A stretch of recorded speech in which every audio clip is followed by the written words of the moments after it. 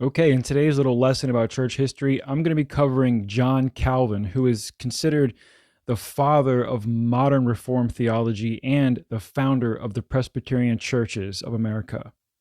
Now, being a former Calvinist and former Presbyterian myself, when I found out this information about our founder before I left Christianity, I was pretty appalled.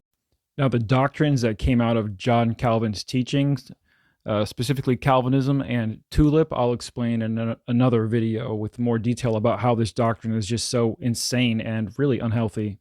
But more importantly, we can see how this power trip that John Calvin was on and his doctrine combined caused him to become sort of a psychopathic murderer of sorts, having many people killed just for simply disagreeing with his doctrine.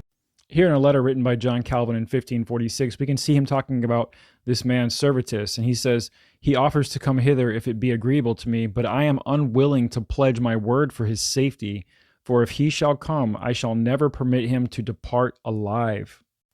Sure enough, the next time that Servetus attended Calvin's Sunday school preaching and during his visit, Calvin had him arrested and eventually charged with heresy and killed.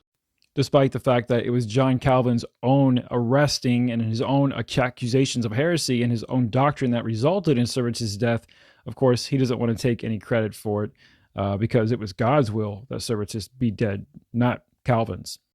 You see here, it says that Servetus' arrogance got him killed, not John Calvin. No way. Here, Calvin says, who, by the way, had multiple people killed for disagreeing with him, he says, "Whoever shall now contend that it is unjust to put heretics and blasphemers to death, knowingly and willingly incur guilt. It is not human authority that speaks, it is God who speaks and prescribes a perpetual rule for his church." Not only did John Calvin have multiple people killed, other Christians killed for simply disagreeing with his doctrines, but there's reports that John Calvin also had male youth, in their teenage years beaten and flogged for simply not showing up to service one morning. Calvin had such a level of authoritarian control over Geneva, Switzerland during the 16th century that he literally persuaded thousands of people to follow him in this crazy idea.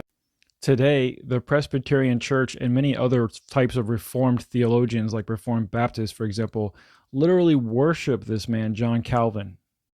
If you walk out into one of the Presbyterian churches in America, for example, here to this day, you will find pictures of this man all over the walls, venerated as some Holy and Spirit-inspired saint of God. Does your Reformed church worship John Calvin the way mine did? If you're currently a Calvinist, or if you were a Calvinist and left Calvinistic churches, I'm really curious to hear your thoughts about John Calvin.